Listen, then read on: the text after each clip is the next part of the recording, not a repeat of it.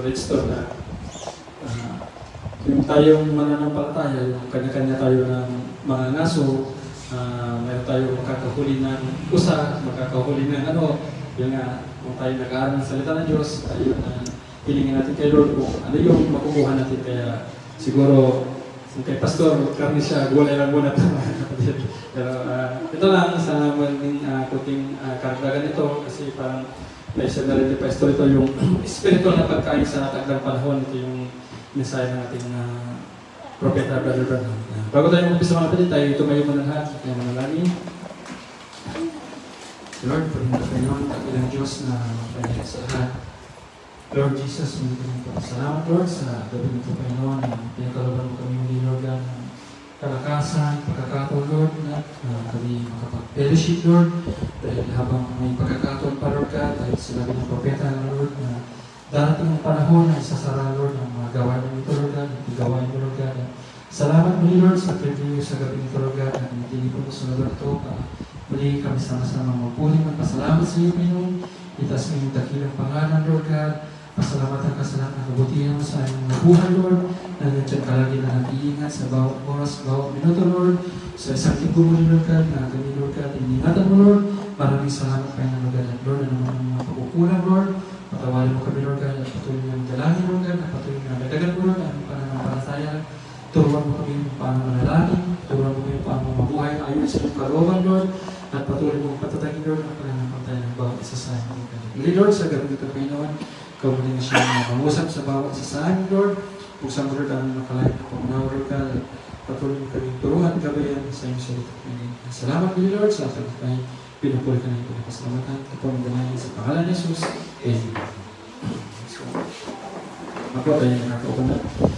So, itong sabi nga ng Brother Branham na tayo nag-aaral ng salita ng Diyos, yung na marapat na tayo kumuha ng scripture sa itong kinuha ng ating prophet sa 1 Kings chapter 17 verse 1 to 7.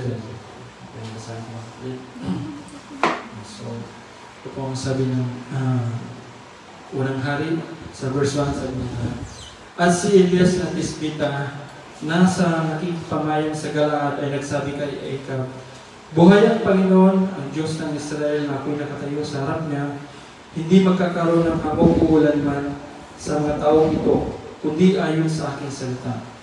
At ang salita ng Panginoon ay dumating sa kanya na nagsasabi, umalis ka rito at lumiko ka sa dakong silanganan at magkubli ka sa tabi ng Batis Shered na nasa tapat ng Jordan.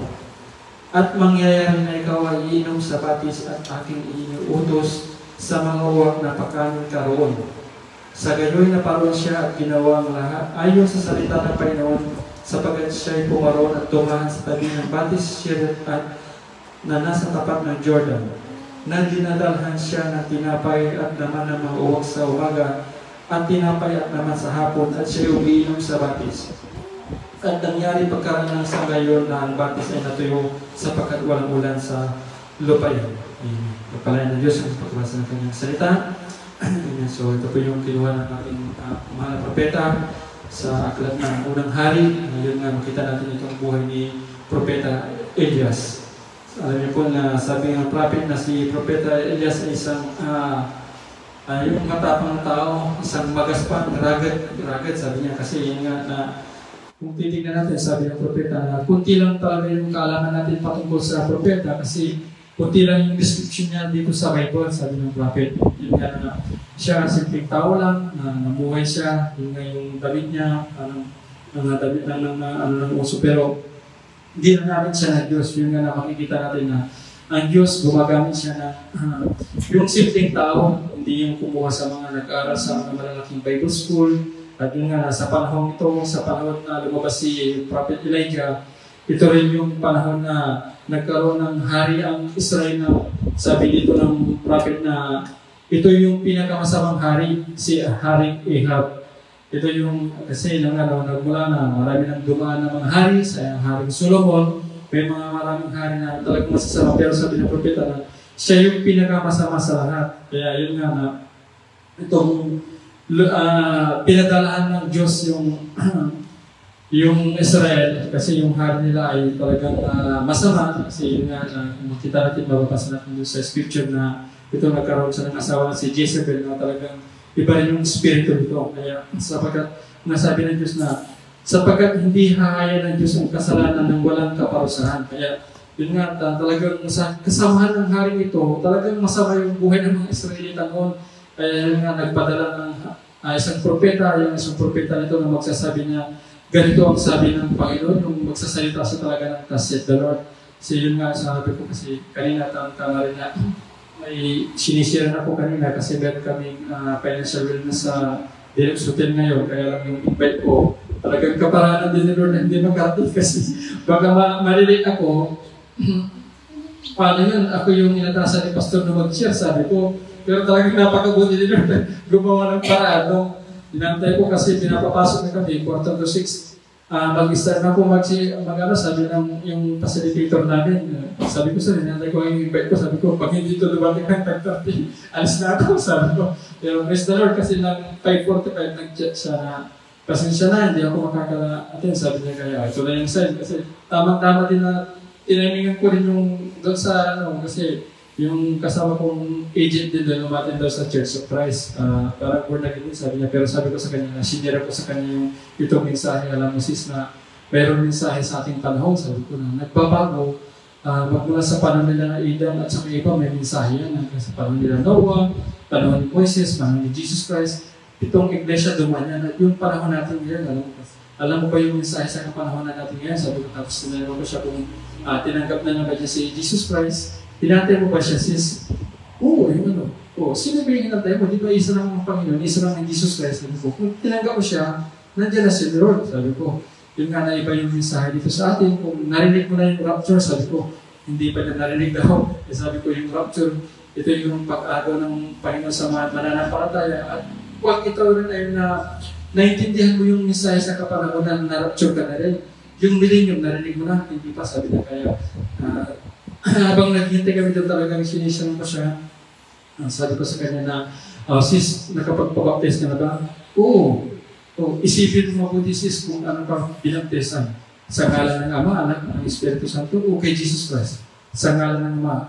Mali na yung pagkakabaptize mo sis, sabi ko, naligo ka lang yan. Kasi sabi ng propeta, sa pangalan ng Jesucristo ang dapat, yan ang tinurek ng prophet. Sabi ko kasi maraming aral, yan ang tinuro ng mga Nicene Council, mga Trinitarian, na ganyan ang dinala ng turo, sabi ko, pero ngayon yung propeta, napakahalaga talaga ng propeta para makita mo talaga yung tunay na mensahe. Sabi ko kasi sapagkat ang Diyos gumagamit siya ng propeta para ihayag ang kanyang mga misteryo. Sabi ko, binasa ko sa kanyang Revelation 10:7. Alam mo ba sis na lahat ng misteryo ng Diyos nahayag ito ng buksan ng ikapitong propeta, sabi ko sa kanya.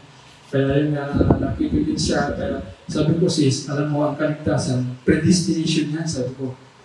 Ang predestination, sabi ko, predestination, bago pagkahain ng Diyos itong mundo, alam na kung ligtas ka, sabi ko. Alam mo ba na talagang kundi lang maliligtas, sabi ko sa kanya. Sa lumabas na mga Israel sa Egypto, sabi ko, more than 2 million yan. Pero alam bang nakarating ako. Dalawa lang yan, si Joshua at si Caleb. Maging si Moses, hindi siya nakarating, sabi ko, sa promise lang. Si Joshua at si Caleb lang, sabi ko. Oo, sabi ko. Kasi kunti lang talaga ang maliligtas. Kaya yung tiyakin mo talaga na predestinado ka. Paano bang magiging predestinado? Sabi ko sa kanya. Ang predestinado, kung predestinado ka, tatawagin ka ng Diyos. At pag tinawag ka, i-justify ka. Alam mo ba, lahat tayo makasalanan, sabi ko. Lahat ng kasalanan natin.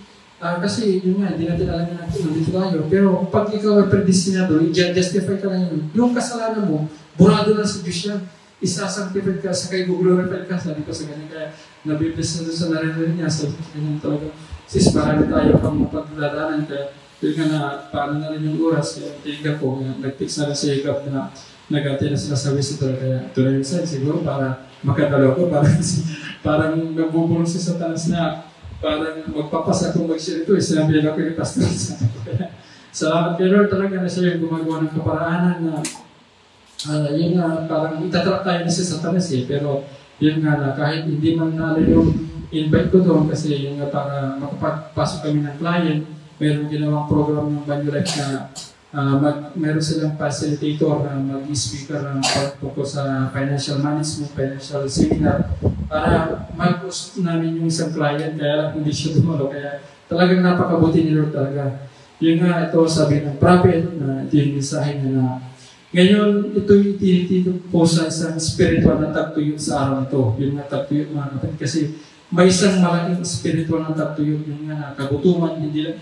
Sa natural mga kapatid, kasi yung nga sabi ni Pastor, natural at spiritual, sa natural talagang nakikita natin talaga yung tagtuyot na ngayon. Grabe na, dineclare na ng pag-asa na starting na ngayon daw ang summer season. Grabe, yun nga nang pag-uwi namin sa bahay, pag-upong sa upuan, nanonood ng balita sa daddy. Nakita ko sa Tondo, 200 na bahay na sunog. Sa grabe, 900 na pamilya, almost 1,900 na tao ang epektado. Kaya, yun nga, natural, may tagtuyot, at sa spiritual, ito ang matindi. Kasi yun nga yung kagutungan sa tinapay na isa spiritual. Ito yung hindi lang kagutom na tinapay, kundi siya pakikinig na salita ng Diyos, sabi ng propeta. Pakikinig sa tunay na salita ng Diyos. Amen. Kasalanan at kawalan ng pananampalataya sa pamamagitan ng mga bulang tagapagturo at modernista sa iglesia. Yun nga mga kapatid na, yun nga, alam natin na marami nagtuturo ng Bible ngayon na sarili nilang interpretasyon. Sabi ng prophet na hindi mo na kailangan interpret yan. Kasi si Lord yung nag-interpret. Sabi nga ng pastor ng mensahe at sabi ng prophet na yung mensahero at ang mensahe, iisa yan. Kailangan iisa yung dala ng mensahe.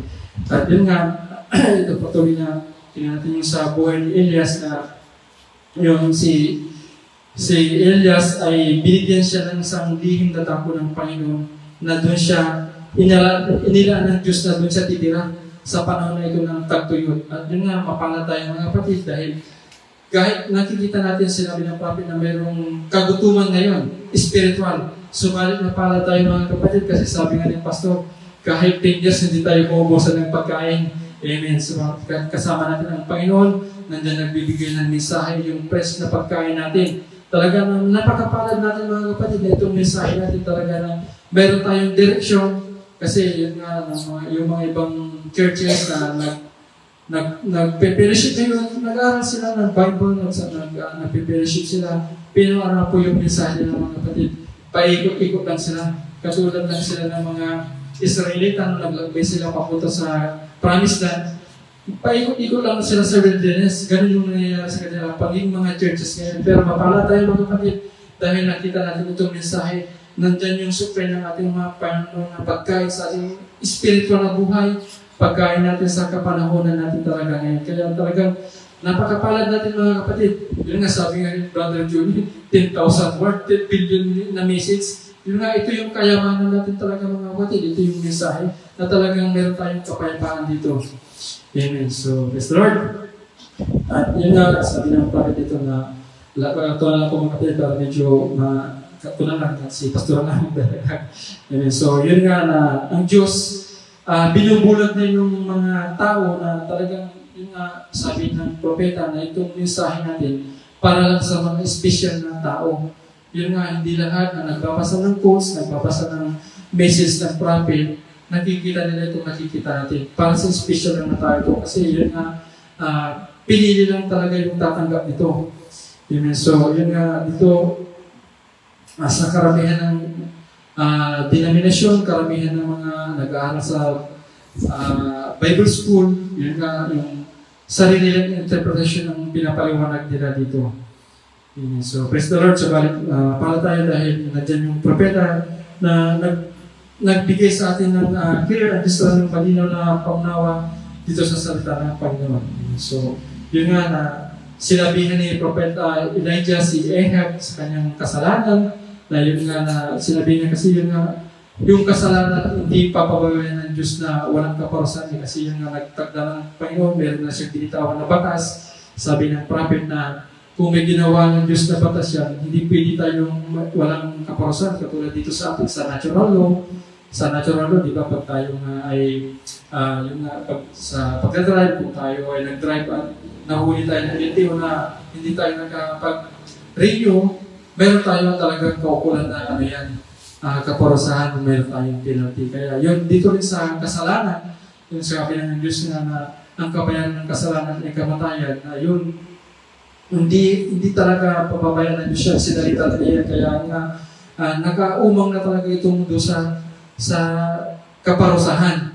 Yun nga, yung ibang tao, parang ang tagal pa naman, hindi nila alam. Pero sinabi ng salita, sabi ng propeta na yung salita ko, ano yung binigkas na sinalita ng Diyos, ano yung nasa Bible, mangyayari yan. Kung kailan itinagda ng Diyos, siya lang yung talagang masusunod yan. Pero sabi na parusahan ang gumagawa ng kasalanan. Ayan, so, Lord. Ayan, so, medyo na ito. Salamat sa Panginoon dahil doon na itong mensahe na ating tatagdang panahon, kasi kung nabasa niyo rin itong message na ito, na dito rin na bagay ni Brother Branham yung pagpapakita ng Sunset Mountain, kasi 1965 po ito na press ng ating prophet, na yun na nakita niya yung paano yung mukha ng ating marapena, ito yung mystery cloud. Kasi noon, nagtataka ang prophet kung ano ba yung, ito yung kasi may mga pagitan sa Brother na bago mangyari ito, na yung bakit may puti at nasabi na ng prophet dito na nagpakita ang Panginoon sa kanyang nakasuot siya ng puting pilupa, yung wig. Yung nga, panaliwanag sa kanya ng Panginoon yun na makikita mo talaga pala na ang lahat ng ang Panginoon na naka-white wig, kasi siya yung Diyos na yung righteousness, siya yung supreme judge. Kasi yun nga sabi niya sa England na lahat ng mga hukom pala doon pag naghahatol na nakasuot ng puting piluka. Yun nga na naka-white wig sila, na yun means yung righteousness o yung supreme deity, yung katastasan na ano.